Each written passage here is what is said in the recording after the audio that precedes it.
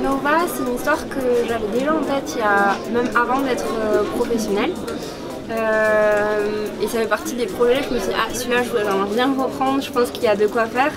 Donc c'était juste à la base une toute petite idée de quelque chose qui était un peu de science-fiction avec des aliens parasites et un jeune garçon qui avait je pense cette particularité aux mains de réagir à ces parasites-là. Donc j'ai tout restructuré quand je l'ai proposé à mon éditeur, j'ai développé l'histoire. Ça s'est beaucoup plus centré autour du personnage de Nova, donc la jeune fille qui débarque dans la vie de Riz pour un peu tout chambouler. Et donc voilà, ça vient d'une idée à la base que j'avais eue quand j'étais un peu ado et que j'ai développé par la suite pour en faire un projet professionnel.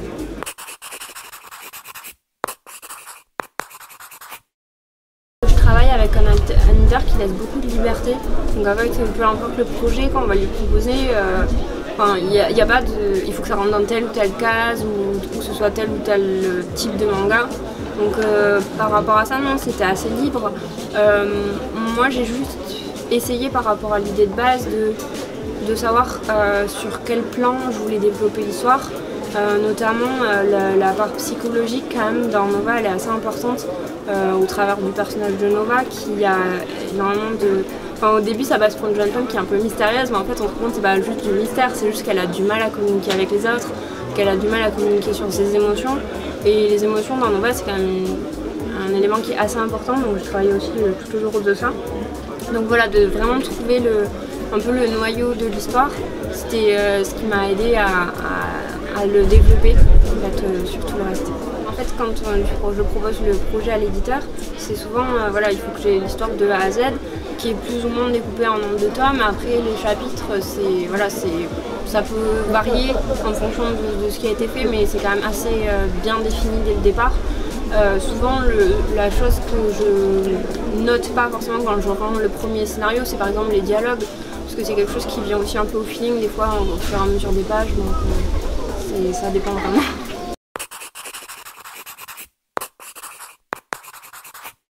Parce que la narration, c'est ce qui s'adapte le mieux à mes histoires pour le moment.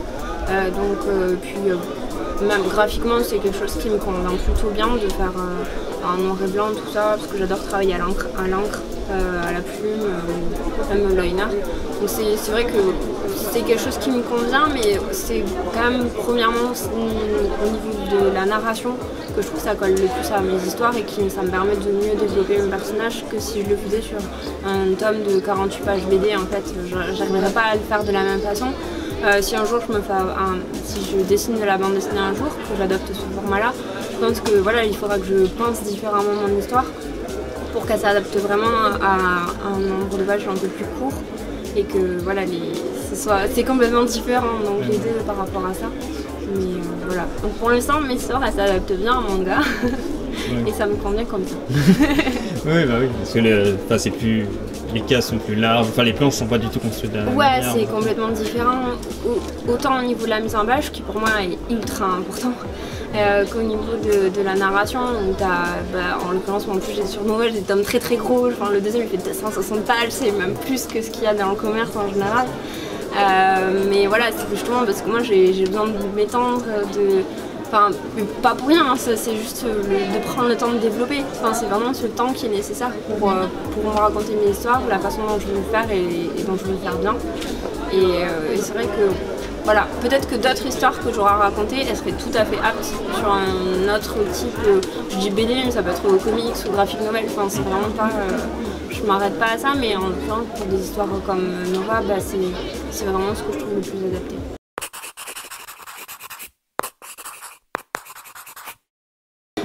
Chaque jour, je me force à me lever. Non, j'ai pas du mal à me lever, mais j'ai souvent du mal à me mettre au travail. Donc ma journée de travail type, c'est genre j'essaie de me mettre au travail, puis si j'ai pas réussi le matin, je m'y mets l'après-midi.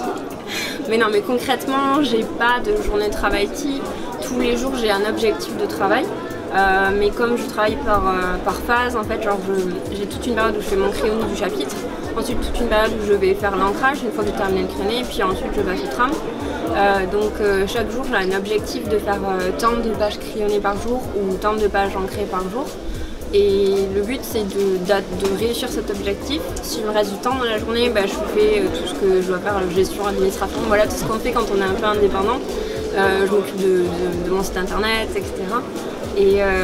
Ou si je suis vraiment hyper inspirée, bah, je peux faire plus de pages et comme ça me permet de mieux tenir mes délais.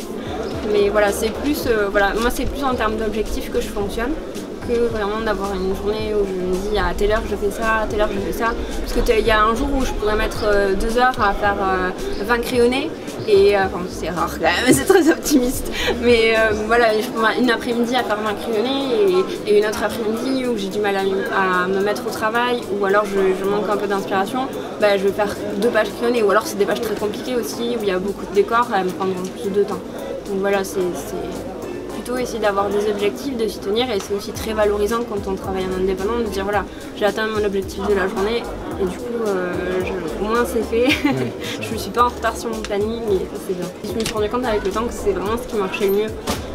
D'avoir des objectifs, c'est pas forcément, justement c'est pas des objectifs énormes, mais au moins je sais que je peux le faire dans une journée. Même les journées où je vais pas trop bien, je me dis bah voilà, là tu t'es mis 4 planches crayonnées, bah, c'est pas tu peux le faire, enfin, c'est vraiment quelque chose que tu sois motivé ou pas. Alors les jours où je suis moins motivée, je le fais, le résultat me convient pas, mais au moins je l'ai fait et souvent je reviens dessus un jour où je suis plus inspirée pour reprendre les dessins, quitte à tout regommer et tout, mais au moins je me dis que je l'ai fait et que j'ai avancé dans mon planning.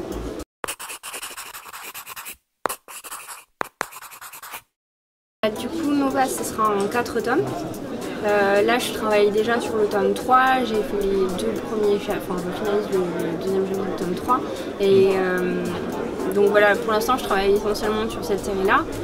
Après, moi, j'ai toujours en tête mes prochains projets, mais ça reste voilà, des projets, voilà. Mais je travaille toujours sur, j'ai au moins, genre, là, je sais que j'ai au moins 3 projets en tête après. Donc voilà, j'essaie toujours de travailler sur une étendue assez large. Pour que dès que j'ai une idée, je me dis ah ben voilà, ça va être pour ce projet-là ou ce projet-là. C'est toujours avoir ces projets en tête pour les enrichir et les alimenter pour qu'ils grossissent au fur et à mesure et pas seulement quand on va dire bah, je vais travailler sur ce projet-là, tout va pas venir. Moi j'ai besoin de souvent de temps et de laisser la pâte bien monter dans le four pour que ça fasse quelque chose. Donc c'est bien de s'y prendre en amont, même si c'est pas voilà, il reste juste dans un coin de ma tête comme des projets que je ferai dans le futur, mais voilà.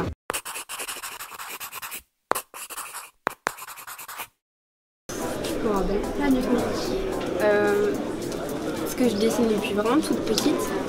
Et je me rappelle que même quand je dessinais toute petite, c'était déjà des scènes. En fait, genre, je remplissais une feuille A4 et il y avait genre 20 ou 40 personnages sur une même feuille et qui interagissaient tous les uns les autres et il se passait plein de choses dessus. C'est rigolo quand je revois mes dessins de quand j'étais plus jeune. Et enfin, il n'y avait pas forcément des bulles, mais c'est vraiment genre une grande scène. Genre, ils étaient tous dans une espèce de maison à plusieurs étages. Il y en avait qui faisaient ça ou ça. Et je trouve que c'est déjà un peu de la BD. Enfin, c'était une espèce d'illustration avec plusieurs niveaux de lecture. Et c'était pas hyper élaboré parce que j'avais même pas 10 ans, mais je pense que c'est vraiment la première fois où je faisais quelque chose qui se rapprochait le plus de la BD.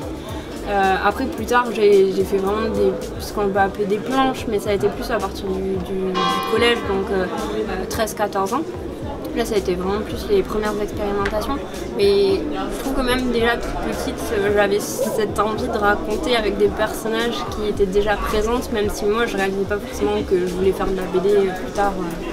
Voilà, j'ai envie de dessiner et de raconter plein de trucs déjà. C'était vraiment ça. Bah, il y a eu plusieurs titres qui, c'est vrai, qui m'ont plus porté dans le manga, notamment des animés comme Cardcaptor Sakura ou Magical Doremi. voilà, qui m'ont donné envie d'écrire des histoires sur la magie et tout ça. Mon premier manga, qui est auto-édité, c'est une histoire d'apprentie magicienne et on se demande pas pourquoi, voilà, c'était mes premiers amours. Mais voilà, comme j'avais déjà un peu cette fibre avant, je pense que ça l'a juste fait juste un peu plus briller pour qu'elle éclate au grand jour, quoi.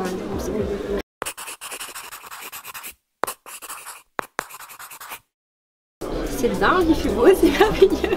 Il y a eu plein de monde et c'est super agréable, j'aime beaucoup, j'espère que ça se refera ici. C'est vraiment chouette le jardin. Je sais pas après, ça dépendra comment c'est organisé, mais non, du coup c'est une bonne première expérience, je n'étais jamais venue.